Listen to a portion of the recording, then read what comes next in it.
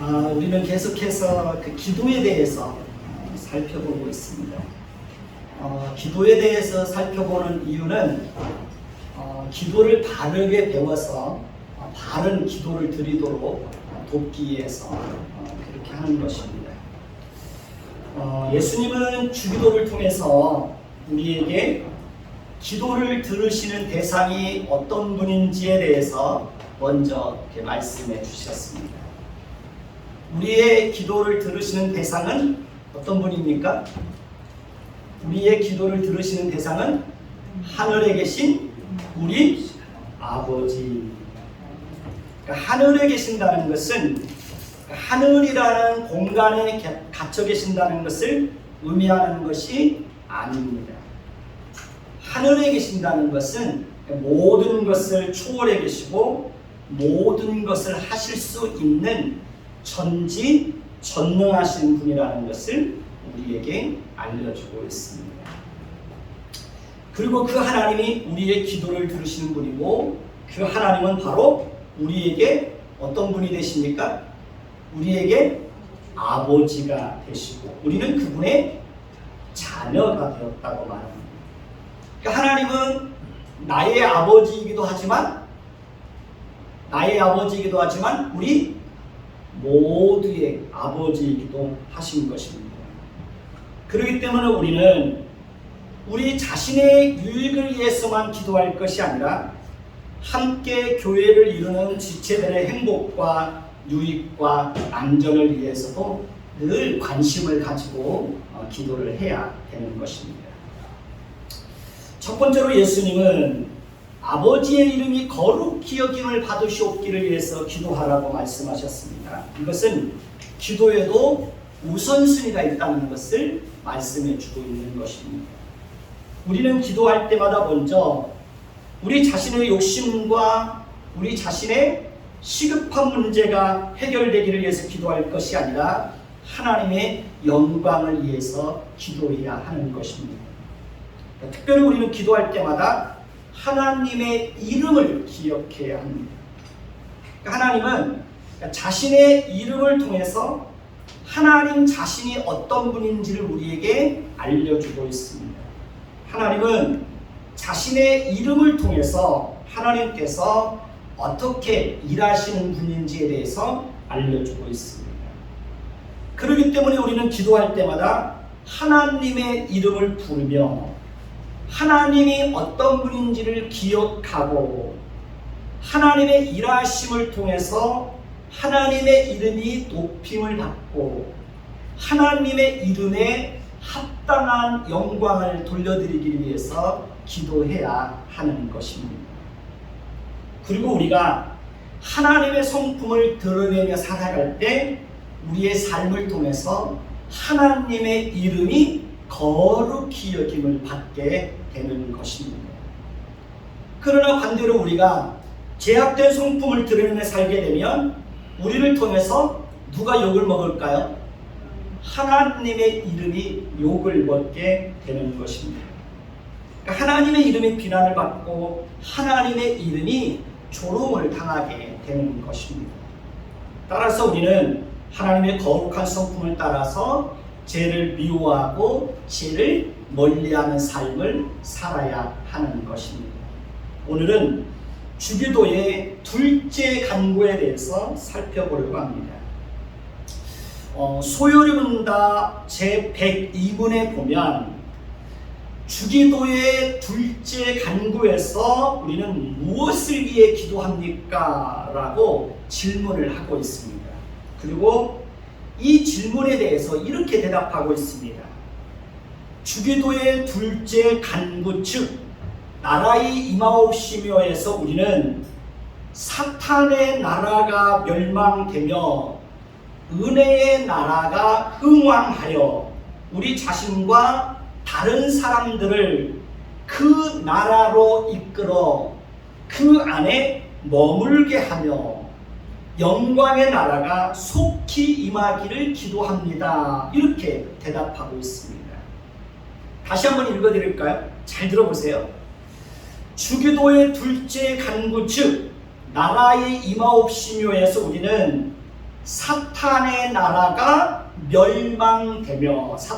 멸망되며 은혜의 나라가 흥왕하여 우리 자신과 다른 사람들을 그 나라로 이끌어 그 나라 안에 머물게 하며 영광의 나라가 속히 임하기를 기도합니다. 이렇게 가르쳐주고 있습니다.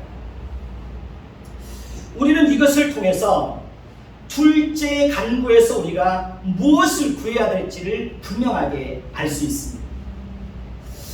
이번 주에 우리는 충격적인 사건을 접하게 되었죠. 부산에 거주하고 있는 23살 정유정 씨. 그 정유정 씨는 고등학교를 졸업한 이후에 직업도 없고 사회적 유대관계도 전혀 없이 지내면서 공무원 시험 준비를 하고 있었다고 합니다. 그리고 그녀는 한 달 정도 공무원 시험을 목전에 두고 있는 그런 상태에 있었다고 합니다. 그녀는 평상시에 범죄 수사 프로그램을 보면서 그것을 볼 때마다 사람을 죽이고 싶은 강한 충동을 일으키게 되었다고 합니다. 그는 평상시에도 범죄에 관한 소설을 도서관에서 빌려서 읽곤 했다고 합니다. 그리고 3개월 전부터 철저하게 범행을 준비했다고 합니다. 그녀는 과외 앱을 통해서 범행 대상자를 물색했다고 합니다. 피해자는 그 지역에서는 과외나 학원 등에서 교사로 명성이 꽤 높은 분이었다고 합니다. 정유정 씨는 학부모 행사를 하며 피해자에게 접근하고 사건 당일에는 중학생 교복을 사서 입고 피해자의 집에 찾아가서 대화하는 척하다가 미리 준비해간 흉기로 그녀를 살해했다고 합니다.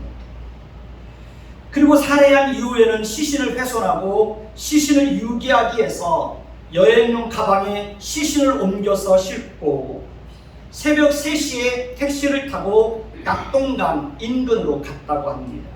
그리고 큰 트렁크를 끌고 숲속으로 들어가는 것을 이상하게 여긴 택시기사의 신고로 범행 하루 만에 긴급 체포된 것입니다. 그러니까 일면식도 없는데 23살 정유정 씨에 의해서 같던 또래의 꿈 많은 청년이 비참하게 죽은 것입니다. 정유정 씨는 기자들의 질문을 듣고 제정신이 아니었다고 대답했습니다. 유가족들에게 죄송하다고 대답했습니다. 여러분, 사탄의 속성이 무엇인지 아십니까? 사탄의 속성은 거짓과 살인과 음란과 온갖 악한 일을 하게 하는 것입니다. 그것이 사탄이 하는 일입니다. 사탄은 거짓의 아버지입니다. 사탄은 살인의 영입니다. 사탄은 음란의 영입니다. 사탄은 악한 영입니다. 사탄은 하나님을 대적하는 영입니다. 사탄은 불순종의 영입니다. 그렇기 때문에 사탄의 나라에 속하고 사탄의 속성을 가진 자들의 특징은 거짓말을 밥 먹듯이 한다는 겁니다.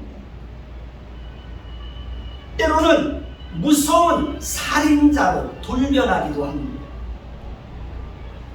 더럽고 음란한 짓을 해갑니다. 하나님을 대적합니다. 마음에 하나님 두기를 싫어합니다. 하나님의 말씀에 불순종하면서 살아갑니다.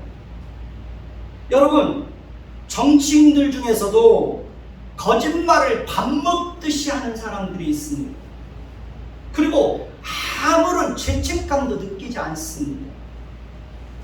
거짓으로 국민을 선동하고 갈등을 일으키고 분열을 조장하고 국민들을 현혹하고 국민들로 하여금 판단을 흐리게 합니다.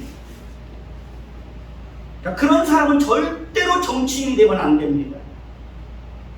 그런 사람은 절대로 나라의 지도자가 되면 안 됩니다. 그러니까 사탄의 속성을 가진 자가 나라의 지도자가 되면 그것이 바로 국가의 큰 재난이 되는 것입니다. 그래서 우리는 그 사람을 볼 때, 정치 지도자를 볼 때 그 사람이 사탄의 속성을 가진 사람인지 그렇지 않은지를 분별할 줄 알아야 합니다. 정유정 씨에게 사람을 죽이고 싶은 강한 충동을 일으키게 한 존재는 바로 사탄입니다. 그러니까 사탄이 그녀의 마음과 생각을 완전히 사로잡아서 그녀로 하여금 죄의 노예가 되어서 무서운 살인죄를 범하게 한 것입니다. 사탄은 그녀로 하여금 사람을 죽이고 싶은 강한 충동을 일으키게 하였지만 사람을 죽이고 난 이후에 자신에게는 물론 주변 사람들에게 얼마나 무섭고 비참한 결과를 가져오게 될지에 대해서는 아무것도 몰랐던 것입니다. 여러분, 사탄의 유혹이 항상 그렇습니다. 그러니까 사탄의 유혹은 언제나 그렇게 달콤하지만 그 죄의 결과는 비참하다는 것을 사람들이 모릅니다. 그래서 그 달콤한 유혹에 사로잡혀서 도둑질하고, 달콤한 유혹에 사로잡혀서 간음죄를 범하고, 달콤한 유혹에 사로잡혀서 사람을 죽이는 무서운 죄를 범하는 것입니다. 사실은 우리도 본래 사탄의 나라에 속해서 사탄의 속성을 가지고 온갖 악하고 추하고 거짓되고 하나님을 대적하고 하나님의 말씀에 불순종하고 더러운 죄를 지으면서 살아갈 수밖에 없는 그런 존재들이었습니다. 그러나 하나님께서 우리를 그 속에서 건져내시고 사탄의 나라에서 은혜의 나라로 들어가게 하시는 것입니다. 우리 인생에 큰 전환점이 일어나는 것입니다. 오늘 집사람하고 오면서 그런 얘기를 했습니다. 어떤 사람들은 똑같은 날인데 어떤 사람들은 하나님을 예배하러 가고, 어떤 사람들은 똑같은 날인데 산으로 들러 놀러 가고. 이게 뭡니까? 은혜의 나라에 속한 자와 사탄의 나라에 속한 자가 어떻게 다른지를 이 한 날을 통해서도 분명하게 보여주고 있는 것입니다.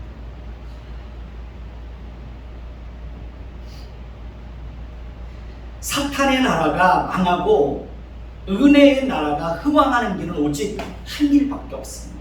그것은 사탄의 나라에 속하여 온갖 거짓을 행하고 하나님을 대적하고 불순종 가운데 있는 사람들이 회개하고 돌이켜서 하나님께로 돌아와서 은혜의 나라에 속한 자로 머물러 있는 것입니다. 그렇습니다. 우리는 주기도의 둘째 간구를 통해서 사탄의 나라가 멸망하고 은혜의 나라가 흥왕하기를 위해서 기도해야 하는 것입니다. 그리고 그렇게 되기 위해서 우리는 한 영혼 한 영혼을 그리스도께로 인도하기 위해서 늘 힘써야 하는 것입니다. 기회가 주어질 때마다 부지런히 복음을 전해야 합니다. 그것이 우리의 사명이고 우리의 역할이고 우리의 책임인 것입니다. 사탄의 나라에서 사탄의 통치를 받으면서 살면 절대로 행복한 인생을 살 수 없습니다. 사탄의 나라에 속해서 사탄의 지배를 받으며 살면 죄와 비참함 속에서 살아갈 수밖에 없습니다. 사탄의 통치를 받으면 죄성에 사로잡혀서 평생을 죄의 노예로 살아갈 수밖에 없는 것입니다. 사탄의 나라에서 사탄의 지배를 받으면 불순종의 아들들로 살아갈 수밖에 없습니다. 사탄의 나라에서 사탄의 지배를 받으면 마음에 하나님 두기를 싫어하고 하나님을 대적하는 자로 살아갈 수밖에 없습니다. 그리고 사탄의 나라에서 사탄의 지배를 받으면 어느 순간에 죄성에 사로잡혀서 사탄이 그 죄성을 충동질해가지고 무서운 죄를 범하게 합니다. 그래서 사람들이 범하는 죄들을 한번 보십시오. 얼마나 끔찍한 줄 모릅니다. 그러니까 사탄은 끊임없이 인간의 마음속에 있는 그 죄성을 충동질해서 악하고 더럽고 음란하고 무섭고 끔찍한 죄를 범하게 하는 것입니다. 사탄이 그렇게 하는 것은 인간으로 하여금 죄와 비참함 속에 빠져서 결국은 멸망에 이르도록 하기 위해서 그렇게 하는 것입니다. 사탄은 끊임없이 사탄의 지배 아래 있는 자들로 하여금 멸망에 이르게 합니다. 그래서 사탄의 통치를 받으면 결국에는 영원한 멸망에 떨어질 수밖에 없는 것입니다. 그러니 우리는 은혜의 나라에서 하나님을 왕으로 모시고 그 하나님의 은혜의 통치를 받으면서 살기 위해서 늘 기도해야 되는 것입니다. 하나님의 은혜의 통치를 받으면 우리가 설령 우리의 연약함으로 인하여 죄를 범하였다고 할지라도 하나님께서 우리에게 돌이킬 수 있는 기회를 주시고 우리의 죄를 용서해 주시고 여전히 하나님의 은혜 아래서 하나님의 은혜의 통치를 받으며 하나님의 은혜 아래서 하나님의 보호를 받으며 살아가게 하는 것입니다. 다윗은 간음죄와 살인죄를 범했습니다. 예수님의 제자들도 예수님을 부인하고 도망갔습니다. 베드로는 예수님을 3번씩이나 저주하고 부인하기까지 했습니다. 성경에 보면 아브라함도 이삭도 모세도 엘리야도 성경에 보면 어떤 그런 영웅이라고 불리는 그 사람들도 다 허물투성이입니다. 불순종의 죄를 범하고 넘어지는 것을 봅니다. 그럼에도 불구하고 하나님은 그들의 연약함을 불쌍히 여기시고 그들에게 돌이킬 수 있는 기회를 주시고 그들의 허물과 죄를 다 용서하시고 여전히 하나님의 은혜의 나라에서 하나님의 은혜의 통치를 받으며 하나님의 은혜의 보호를 받게 하시는 것을 볼 수 있습니다. 얼마 전에 그 친구 목사님을 만나서 들은 얘기인데요. 그분이 아는 목사님의 아들은 사춘기 때 얼마나 방황을 하는지 오토바이를 타고 다니고 그것으로 끝나는 것이 아니라 남의 오토바이를 훔쳐서 도망가다가 경찰서에 붙잡혀 들어가고 주일날 새벽만 되면 경찰서에서 전화가 온다는 거예요. 아들이 오토바이를 타고 가다가 잡혀가지고 그러면 그냥 경찰서에서 빌고 그 오토바이 주인한테 빌고 보상해주고 그랬다는 거예요.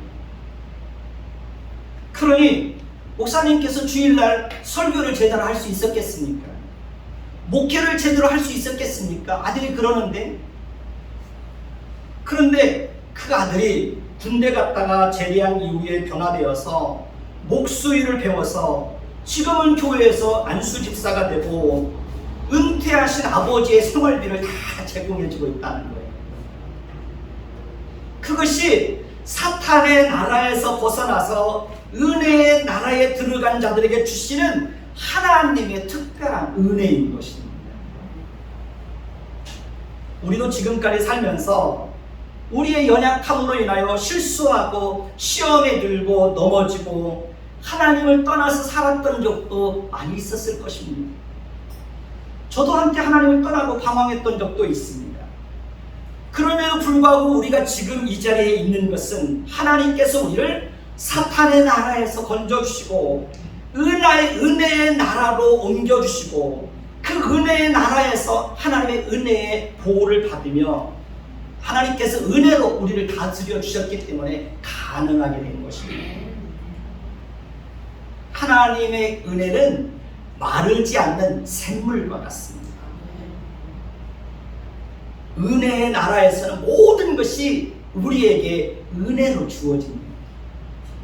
그렇기 때문에 은혜의 나라에서는 아무것도 자랑할 게 없습니다.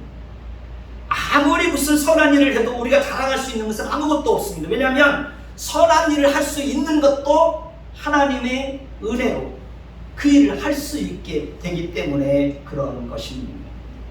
그러면 우리가 은혜의 나라에서 항상 그 나라 안에 머물러 있으면서 그 하나님의 은혜의 통치를 성실하게 받기 위해서는 어떻게 해야 할까요? 첫째는 항상 말씀을 가까이 하고 말씀에 순종해야 하는 것입니다. 은혜의 나라에서 왕은 하나님입니다. 우리는 그 은혜의 나라에 속한 하나님의 백성들입니다. 하나님의 은혜의 나라에서는 하나님은 은혜의 나라에서는 말씀으로 자기 백성들을 다스립니다. 그렇기 때문에 은혜의 나라에서 하나님의 통치를 받기 위해서는 하나님의 말씀을 듣고 성실하게 순종하면서 살아야 합니다. 하나님의 말씀에 순종하지 않으면 하나님의 그 은혜의 통치를 받을 수가 없습니다. 하나님의 말씀에 성실하게 순종하며 살아갈 때 우리는 은혜의 나라에서 하나님의 은혜의 통치를 받으며 그 하나님의 은혜를 풍성하게 맛보면서 살 수 있게 되는 것입니다. 둘째는 성령의 인도하심을 따라 살아야 합니다. 인간의 마음속에는 타락하고 부패한 본성이 있습니다. 사탄의 나라에 속한 사람들은 모두 다 인간의 마음속에 있는 그 타락하고 부패한 본성을 따라서 그렇게 살아갑니다. 그러나 은혜의 나라에 속한 자들은 성령의 인도하심을 따라 살아가야 되는 것입니다. 성령의 인도하심을 따라 사는 사람들은 거룩하고 구별되게 삽니다. 성령의 인도하심을 따라 살아가는 사람들은 진리 가운데로 인도함을 받습니다. 성령의 인도하심을 따라 사는 사람들은 그의 삶 속에서 성령의 열매를 풍성하게 드러내면서 살게 됩니다. 성령의 9가지 열매는 사랑과 희락과 화평과 오래 참음과 자비와 양성과 충성과 온유와 절제입니다. 성령의 9가지 열매는 다 우리가 드러내야 될 하나님 나라의 은혜의 나라에 속한 자가 드러내야 될 성품입니다. 성품. 그래서 은혜의 나라에 속한 자가 하나님의 은혜의 통치를 풍성하게 드러내면서 성령의 열매를 따라서 성령의 열매를 충분히 드러내면서 살아가는 사람들의 삶 속에는 성령의 열매 중에도 희락이 있습니다. 희락이 뭡니까? 기쁨이고 즐거움입니다. 그래서 정말 하나님의 은혜의 통치를 성실하게 받으면서 살아가는 사람들의 그 삶 속에는 즐거움이 있습니다. 기쁨이 있습니다. 우리가 성령의 성품을 풍성하게 드러내면서 살아갈 때 우리의 삶 속에는 놀라운 변화가 일어나고 하나님의 은혜가 풍성하게 임하는 것입니다. 셋째는 하나님의 성품을 풍성하게 드러내면서 살아야 합니다. 은혜의 나라에 속한 사람들은 은혜의 나라의 왕 되시는 하나님의 성품을 알고 그 하나님의 성품을 풍성하게 드러내면서 살아야 합니다. 그리고 우리는 하나님의 성품을 담기 위해서 끊임없이 노력해야 합니다. 구체적으로 우리는 하나님의 긍휼과 사랑과 용서와 오래 참음과 위로와 배려와 관용과 신실하신 성품을 드러내면서 살아야 되는 것입니다. 그리고 우리가 그렇게 살아갈 때 여러분들의 주변, 우리의 가정은 놀랍게 변하는 것입니다. 넷째는 모이게 힘쓰고 하나님을 예배하기 위해서 힘써야 합니다. 하나님은 예배하는 자들을 찾으십니다. 그리고 하나님은 마지막 날이 가까우면 가까이 올수록 모이기를 위해서 힘쓰라고 했습니다. 이 말씀은 마지막 날이 가까우면 가까이 올수록 모이기를 패하는 습관들이 점점 더 확산될 것이라는 것을 보여주고 있습니다. 코로나 이후에 모이는 습관들이 급격하게 무너진 것이 사실입니다. 전 세계 교회는 코로나로 인해서 큰 타격을 받았습니다. 큰 상처를 받았습니다.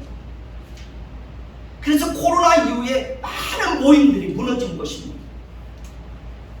며칠 전에 한소망교회 다니는 집사님을 만났는데 그분이 하시는 말씀이 코로나 이후에 예배에 참석하는 인원이 많이 줄었다는 겁니다.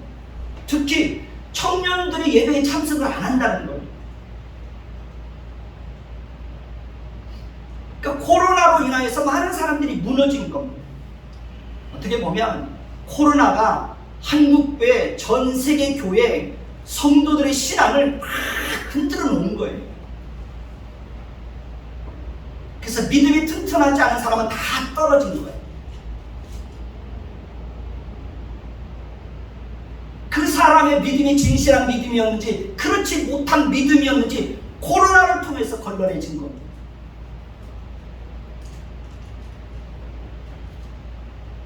예배에 참석하지 않으면 하나님의 은혜의 통치를 받을 수가 없습니다.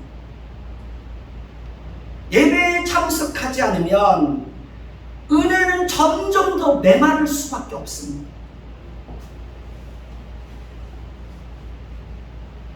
그렇게 되면 가물어 메마른 땅이 거북이 등줄처럼 쫙쫙 갈라듯이 나중에 시간이 점점 지나게 되면 우리의 마음은 가물어 메마른 땅처럼 우리의 영혼도 그렇게 되는 겁니다. 그렇기 때문에 우리는 예배를 생명처럼 여겨야 되는 겁니다. 저는 지금까지 그렇게 살아왔습니다. 예배를 생명처럼 여겼습니다.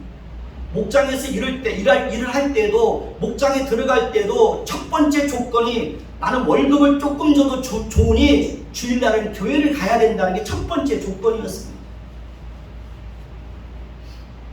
그리고 주일날 예배를 드리기 위해서 토요일날만 되면 잠을 안 자고 새벽까지 계속 일을 하는 거예요. 왜냐하면 일 안 하고 교회 간다고 비난받기 싫어서 남들 다 자고 있을 때 저 혼자 그 새벽에 니아가 끌고 다니면서 일하고 다녔어요. 왜냐하면 저한테는 예배가 그렇게 중요했기 때문에 그렇습니다. 저희 교회는 코로나 때에도 현장 예배를 지켰습니다. 고수했습니다. 그 이유는 예배는 생명과도 같고 하나님을 예배하는 것은 무엇보다도 더 중요하고 우선되고 가치 있는 일이라고 판단했기 때문에 그렇습니다. 그리고 하나님은 코로나 때 많은 은혜를 주셨습니다. 우리가 하나님의 은혜의 통치를 받기 위해서는 예배를 생명처럼 여겨야 됩니다. 여러분들이 앞으로 인생을 살아가는 동안에도 예배를 생명처럼 여겼으면 좋겠습니다. 다섯째는 항상 기도해야 합니다. 기도는 아무리 강조해도 지나치지 않습니다. 왜냐하면 하나님의 은혜는 예배와 말씀과 성례와 기도를 통해서 우리에게 임하기 때문에 그렇습니다. 우리가 기도하면 하나님께서 반드시 우리의 기도에 응답하실 때가 있습니다. 우리가 기도하면 하나님께서 반드시 우리를 깊이 만나주실 때가 있습니다.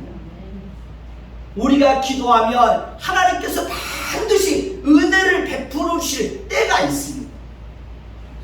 그러니 우리는 그때를 바라보면서 당장에 하나님께서 내 기도에 들어주지 않는 것처럼 보여도, 당장에 어떤 변화가 일어나지 않는 것처럼 보여도 하나님의 성실하심처럼 우리도 그 하나님의 성실하신 성품을 닮아서 기도하는 일에도 성실해야 되는 겁니다. 하나님의 은혜의 나라에서는 하나님은 그런 사람들에게 하나님의 은혜를 부어주시는 것입니다. 여섯째는 하나님께서 우리에게 주신 물질을 바르게 사용하고 나누고 베풀면서 살아야 합니다. 우리가 나누어주고 꾸어주는 삶을 살면 하나님이 더 풍성하게 채워주십니다. 하나님은 나누어주고 꾸어주며 사는 사람들에게 하나님의 은혜를 풍성하게 베풀어 주십니다. 일곱 번째는 잘못된 길에서 돌이키려는 노력을 끊임없이 행해야 합니다.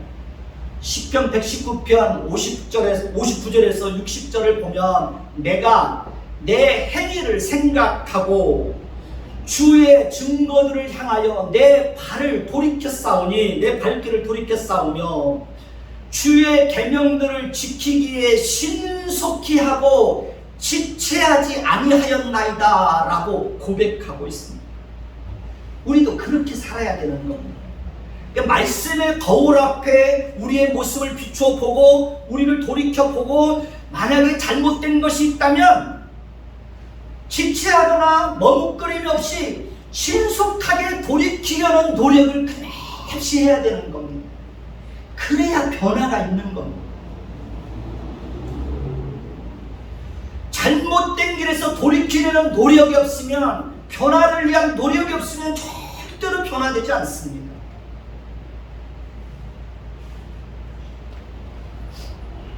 하나님은 그렇게 잘못된 길에서 돌이키기 위해서 끊임없이 노력하는 사람들에게 하나님의 은혜의 통치가 임하는 겁니다. 그리고 그런 사람들에게 하나님의 은혜가 임하는 것입니다. 여덟 번째는 모든 주권이 하나님께 있음을 인정해야 합니다. 사무엘상 2장 6절에서 7절을 보면 사무엘을 낳은 한나가 하나님의 주권을 인정하는 기도를 드립니다. 여호와는 죽이기도 하시고 살리기도 하시며 수월에 내리기도 하시고 올리기도 하시는도다. 여호와는 가난하게도 하시고 부하게도 하시며 낮추시기도 하시고 높이기도 하시는도다 라고 고백하고 있습니다. 역대상 29절에서 29장 12절을 보면 다윗도 하나님의 주권을 인정하는 고백을 드리고 있습니다. 부와 기가 주께로 말미암고 또 주는 만물의 주제가 되사 손의 권세와 능력이 있사오니 모든 사람을 크게 하심과 강하게 하심이 주의 손에 있나이다. 욥기 1장 21절에도 보면 욥도 하나님의 주권을 인정하는 고백을 드리는 것을 봅니다. 내가 모태에서 알몸으로 나왔사온즉 또한 알몸이 그리로 돌아갈지라. 주시니도 여호와시오 거두시니도 여호와시오니 여호와의 이름이 찬송을 받으실지어다. 하나님의 은혜의 통치를 받기 위해서는 이렇게 하나님의 주권을 전적으로 인정하는 고백이 있어야 합니다. 그리고 철저하게 하나님의 주권을 받아들여야 합니다. 우리가 그렇게 할 때 우리의 인생을 통해서 하나님의 은혜의 통치가 풍성하게 임하게 되고, 하나님의 통치가 우리의 삶 가운데 풍성하게 임하게 될 때 우리는 우리의 인생을 통해서 하나님이 우리의 편이 되어서 우리를 도와주시고 우리와 함께 하신다는 것을 풍성하게 맛보면서 살 수 있는 것입니다. 아홉 번째는 교회를 위해서 기도해야 합니다. 왜냐하면 하나님의 은혜의 통치는 교회를 통해서 임하기 때문에 그렇습니다. 시편 122편 6절을 보시면 예루살렘을 위하여 평안을 구하라. 예루살렘을 사랑하는 자는 형통하리로다 라고 말씀하고 있습니다. 이 말씀은 교회의 평안을 위해서 항상 기도하라는 겁니다. 교회를 항상 사랑하라는 것입니다. 우리는 교회를 어머니처럼 사랑해야 됩니다. 왜냐하면 교회는 주님께서 한 사람 한 사람을 자신의 핏값으로 사서 구원해서 건져내서 함께 공동체로 모이게 하였기 때문에 그렇습니다. 그래서 우리는 교회를 사랑해야 되고 교회를 어머니처럼 섬겨야 되는 것입니다. 특별히 교회를 위해서 기도할 때 바른 진리의 말씀이 전해지기를 위해서 기도해야 합니다. 왜냐하면 하나님의 말씀이 바르게 전해질 때 우리는 하나님의 은혜의 통치를 바르게 받을 수 있기 때문에 그렇습니다. 오늘 말씀에 보면 예루살렘을 사랑하는 자는 형통하리로다 라고 말씀하고 있습니다.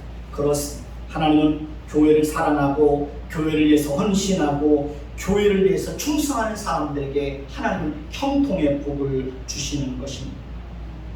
하나님의 은혜의 통치가 우리에게 임할 때 우리의 모든 수고는 결코 헛되지 않게 되는 것입니다. 우리의 가정이 행복한 가정이 되는 비결은 오직 하나님의 은혜의 통치를 받을 때만 가능한 것입니다. 좋은 집에서 산다고 해서 행복한 것이 아닙니다. 돈이 많다고 해서 행복하게 사는 것이 아닙니다. 세상적으로 성공하고 높은 지위에 올랐다고 해서 행복하게 사는 것이 아닙니다. 가족 구성은 한 사람 한 사람이 은혜의 통치를 받고 서로가 서로에게 하나님의 은혜와 국민의 성품으로 대할 때 가정은 행복한 가정이 될 수가 있는 것입니다. 마지막으로 우리는 영광의 나라가 속히 임하기를 위해서 기도해야 합니다.